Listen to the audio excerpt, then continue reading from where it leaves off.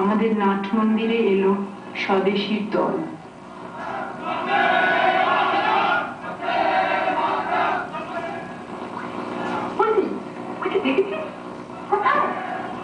কাকে করে নিয়ে আসছে?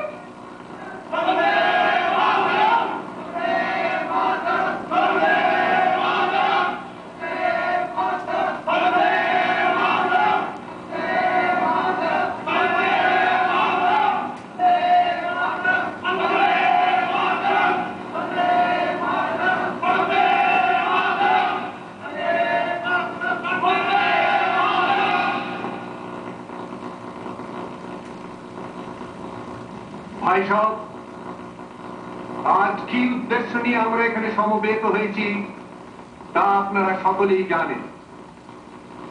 আজ কিছুকাল হলো বাংলার বুকে গভীর সংকট দেখা দিয়েছে।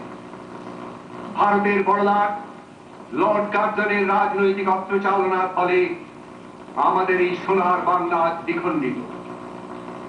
বাংলার পূবে ও পশ্চিমে দুই ধর্ম সম্প্রদায়ের মধ্যে যে মৈত্রীভাব, যে সৌহার্দ্য এতদিন তাদের এক সূত্রে বেঁধে রেখেছিল, তার মধ্যে অন্তর্নিহিত ছিল এক অমোঘ শক্তি, যে শক্তি আমাদের ইংরেজ শাসকের মনে ভীতির কারণ হয়ে দাঁড়িয়েছিল।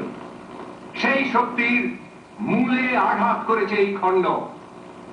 আজ আমরা একথা সকলেই জানি যে ইংরেজ সরকারের নীতি হল ডিভাইড অ্যান্ড রুল, দুই সম্প্রদায়ের মধ্যে বিভেদের সৃষ্টি করে তাদের নিজেদের শাসনের ভিত আরো দৃঢ় করা। ইংরেজ সরকারের ক্ষমতা অসীম, তাদের স্পর্ধাও অসীম। বাংলার যারা নেতৃস্থানীয় তারা একজোট হয়ে এই বঙ্গভঙ্গ প্রস্তাবে প্রতিবাদ করেছিলেন, কিন্তু সরকার সে কথায় কর্ণপাত করেন। এই খণ্ডন রোধ করবার ক্ষমতা আমাদের ছিল না, কিন্তু সরকার বোঝেননি যে কূটনীতির বিরুদ্ধে কূটনীতি প্রয়োগের ক্ষমতা আমাদের আছে। আমরা যে পন্থা গ্রহণ করেছি তাতে যে শুধু সরকার বিপর্যস্ত হবেন তাই নয়, তাতে আখেরে দেশের মঙ্গল হবে, দেশ সমৃদ্ধ হবে, দেশ শক্তিশালী স্বাবলম্বী হবে। এই পন্থা হল স্বদেশী পন্থা। আজ আমরা আপনাদের সকলকে আহ্বান জানাই, নারী পুরুষ নির্বিশেষে, ধনী দরিদ্র নির্বিশেষে, রাজা প্রজা নির্বিশেষে আসুন আজ থেকে এই মুহূর্ত থেকে আমরা শপথ গ্রহণ করি যে বিদেশি জিনিস আমরা বর্জন করব, বয়কট করব, আর যা কিছু স্বদেশজাত তার সাদরে গ্রহণ করব। আমাদের জাতীয় পণ্য উৎপাদনের পথ এতদিন দুর্গম করে রেখেছিল ইংরেজ সরকার তাদের নিজেদের স্বার্থের জন্য। আমাদের কাপড় এসেছে বিদেশ থেকে, আমাদের চিনি এসেছে বিদেশ থেকে, আমাদের নুন এসেছে বিদেশ থেকে। আমাদের দৈনিক ব্যবহারের কটা জিনিস আমাদের দেশে তৈরি তা কি কখনো আপনারা খেয়াল করে দেখেছেন? কলকাতা শহরের বিখ্যাত বিলাতি দোকানগুলি আপনারা দেখেছেন কিনা জানি না, আমি দেখেছি। এই সব দোকানের দ্রব্য সম্ভার, এই সব দোকানের সমৃদ্ধি দেখলে স্তম্ভিত হতে হয়। এই কথা কি আজ আমরা প্রশ্ন করতে পারি না যে আমাদের দেশের টাকা বিদেশি তহবিলে যাবে কেন? কোন অধিকারে তারা আমাদের এইভাবে শোষণ করবে? এর জন্য কি তাই নয় আমাদের দেশের দারিদ্র?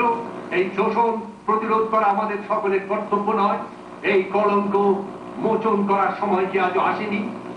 যদি অন্যায়ের প্রতি আমরা দৃষ্টি না দিই, যদি উদাসীন থাকি, যদি বিদেশিরা দেশের সম্পদ এইভাবে লুণ্ঠন করে নিয়ে যায়, তাহলে ভবিষ্যতের দিকে চাইব আমরা কোন ভরসায়?